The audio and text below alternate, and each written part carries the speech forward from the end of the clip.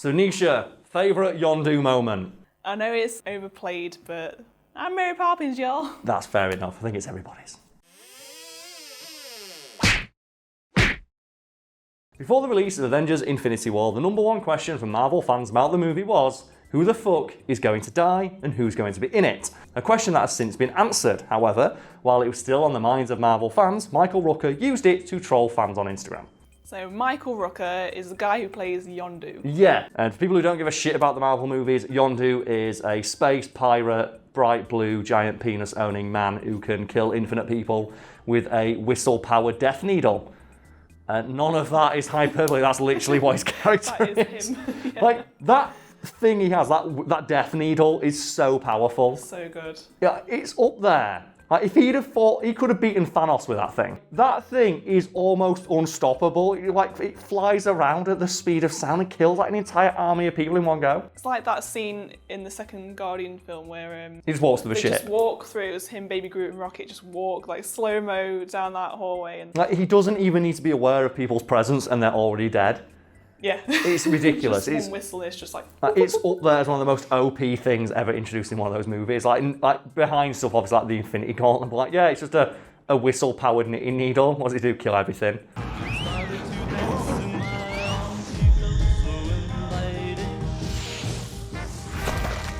Well, I guess that's why we had to, spoilers, like kill him off because, like, what are you supposed to do against that enemy? He's such a good character as well. He is, I he's like really Yondu. fun. Yeah. And like Michael Rooker, I love the actor, and the character of Yondu, like he adds a lot of charm to that movie just because of the screen presence Rooker has when he's in costume and character. And his death in the Guardians of the Galaxy 2 is really sad because it happens just after he acknowledges the fact he is Star-Lord's father. Yeah. With that great line of like, he might be your daddy, but he ain't your father, or something like that.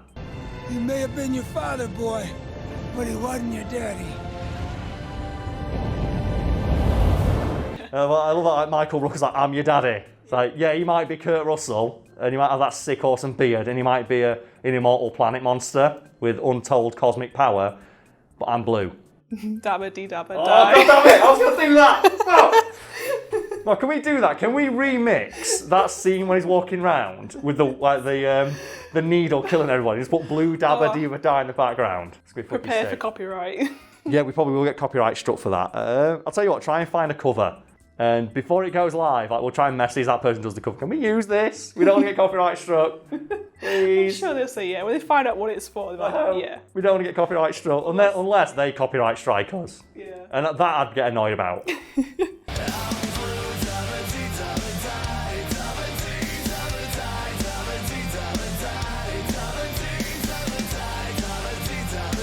So sadly, Yondu dies in Guardians of the Galaxy 2. He does, yes. So what's this about him trolling Marvel fans? Well, Guardians of the Galaxy 2 and Infinity War were filmed at roughly the same time, and Michael Rooker wanting to hide the emotional gut punch of his death from fans and keep that a surprise and a shock for them, visited the set of Infinity War and took a load of selfies around the set, some of which insinuated that he was once again going to blow up and become Yondu. The idea being that especially rabid fans and those shitty comic book websites that just report on tweets as news would share the images and be like, oh look, Yondu is going to be in Infinity War. And with that in mind, you would naturally assume that if he's going to be in Infinity War, he's definitely not going to die in Guardians of the Galaxy 2. So yeah, he ended up being dead in Guardians of the Galaxy 2. So like, what did fans think of that? They must have been really confused. Yeah, apparently the gambit paid off just a little bit too well because when Guardians of the Galaxy 2 was released and Yondu dies in it, again, those shitty comic book websites that just like, oh, let's just read way too much into these tweets and Instagram posts. Like, well, Michael Rooker said he might blew up to play Yondu again in Infinity War. The fuck is going on? He's like, is he going to come back to life? Is he in a flashback? Yeah. And James Gunn had to clarify, no, Yondu is definitely dead.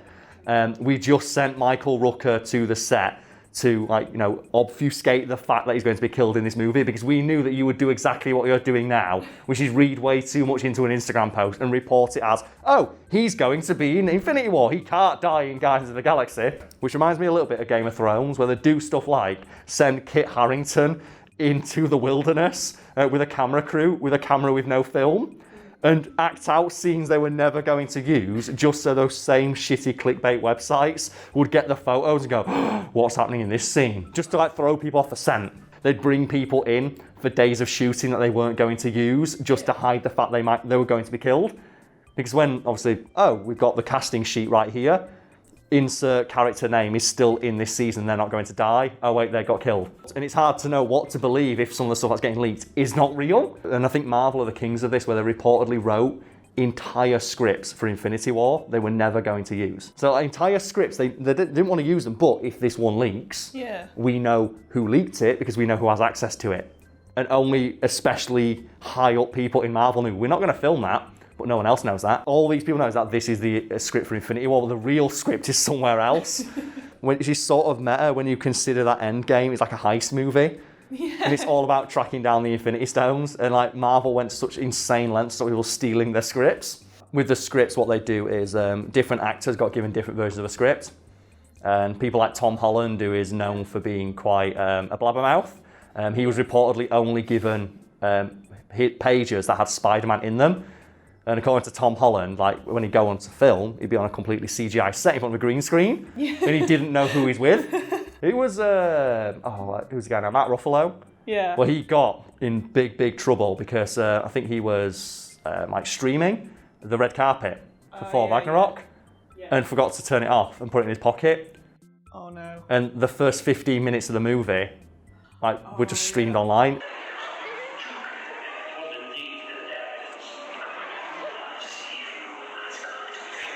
And a lot of people thought that was like a deliberate marketing tactic. Oh yeah, drum up some like fake controversy. Oh, Mark Ruffalo accidentally streams first 15 minutes of Thor Ragnarok, and Matt Ruffalo's like, no, it wasn't.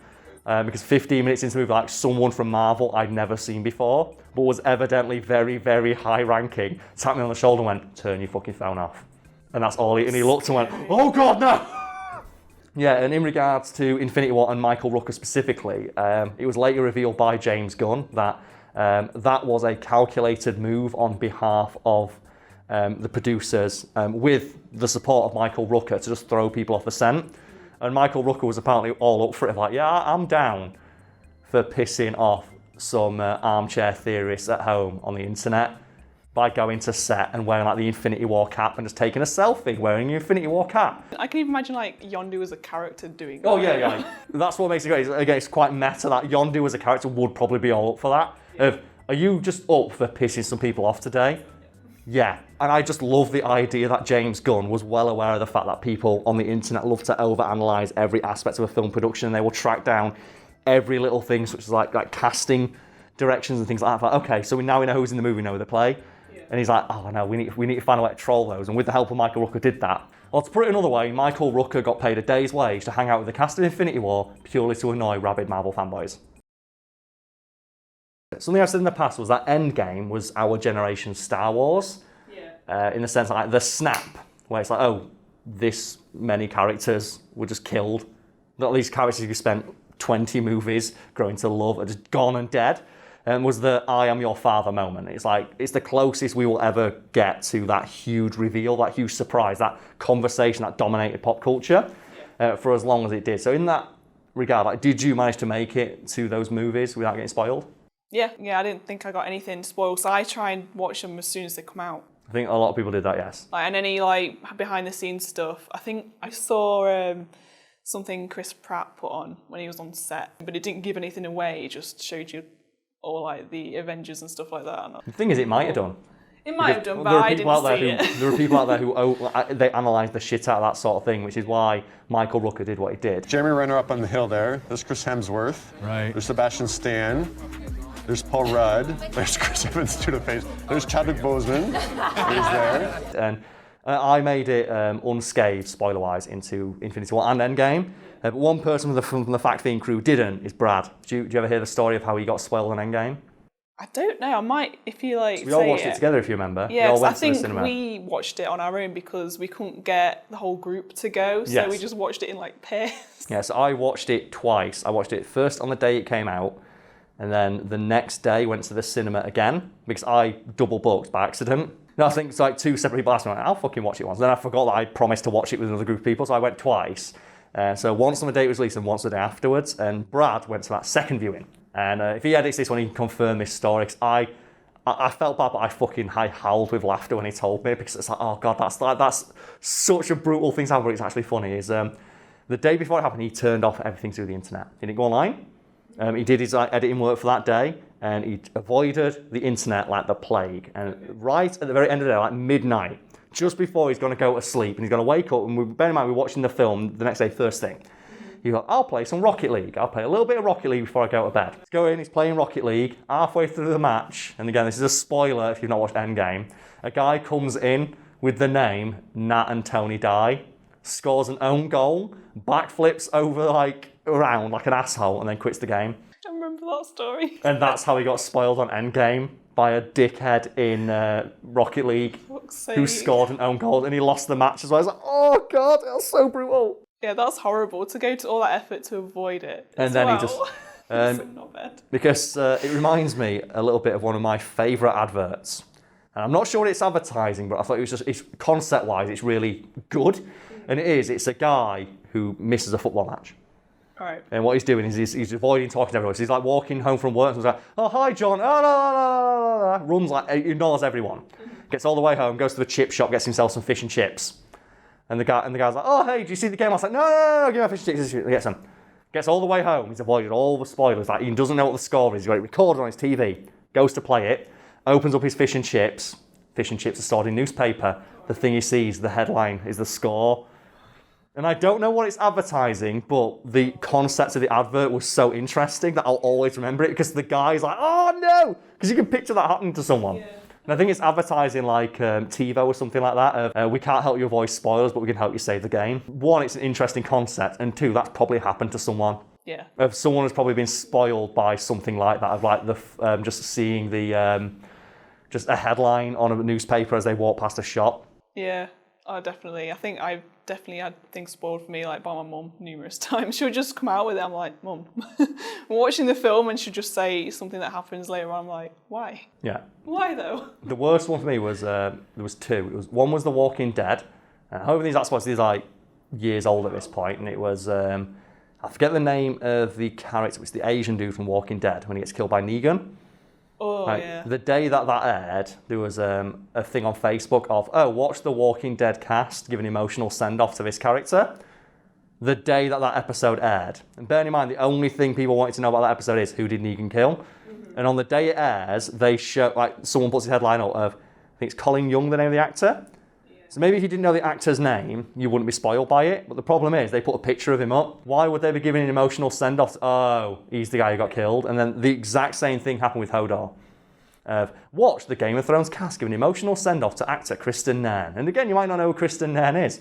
And to see a picture, and it's fucking Hodor. Well, clearly he's dead. Why would you be saying goodbye to him if he's not fucking dead? It's like, who's posting these spoilers? Is it like just... fan sites. That's what got me. Because I'd been less pissed off if it was someone intentionally trying to spoil it just to be a dick, like that what happened with Brad. Yeah. Well, these are fan websites. And bear in mind, in the UK, you physically could not watch stuff like The Walking Dead or Game of Thrones. As it aired, you had to wait till the next day. There was no way to avoid spoilers other than just a complete social media blackout. And you were being spoiled by websites that are for fans. And you think they would do everything not to spoil stuff because they know how annoying it is. But no, you need to be first with that news. And I remember seeing that headline like, well, I've lost all interest in this product now.